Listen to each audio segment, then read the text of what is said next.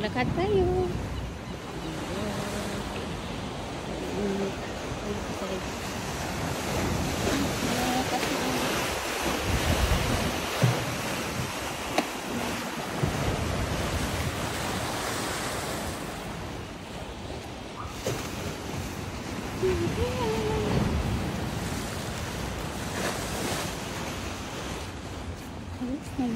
May sarap. May sasakyan. May ibon na may ibon. Gandang weather no? Nag-live ka ba?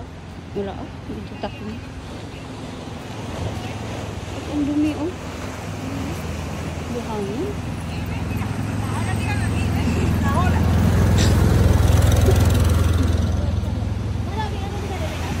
Buhangin? Hindi, ayun o. Ah, yung seaweeds? Seaweeds yun. Hindi yung kinakain no? Yeah, pero marami kasi nag-igto sa dagat. Yeah. Dumi oh. Ang dami.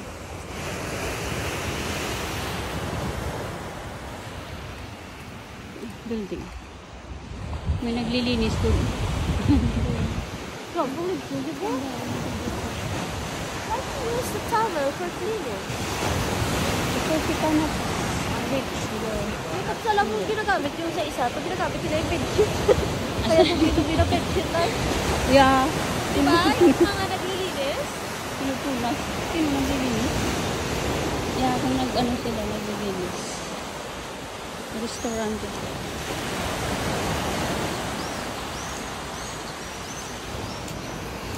So you can walking, just walking. Pero, pwede ka rin kasaka. Yes. Ganda ko. Yeah. Katawag pa kasi maganda sana doon. Pero, Oh yeah. Dito yung friend ni Judith, si Barbara. eh, nila, dito pa yun nila, di ba? Barbara. Ay, ganda ng place. Ay, aso. Hello guys. Dito sa ilalim. Ilalim ng dagat daw. Ha? Sa ilalim ng puno. It's not ilalim ng dagat. Yung aso. Tsaka, di ko sinusto yun eh. Marami. Naglalakad-lakad lang. Madalog na.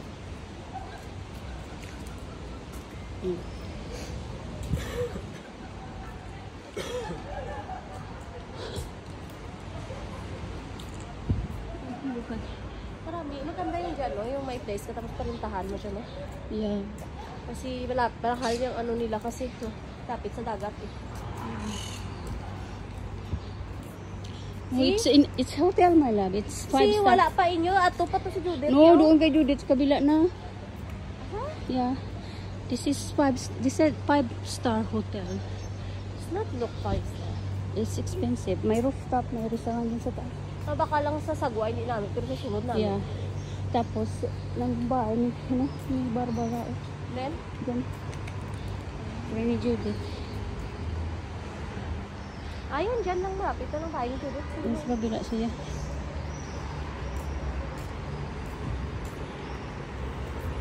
Kasi niya? Yeah. Then, Diyan, sabi nila 5-star hotel. Yeah. maganda itong hulak na oh. Flower.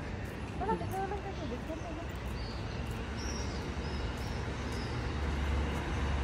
Super. Diyan ang building niya.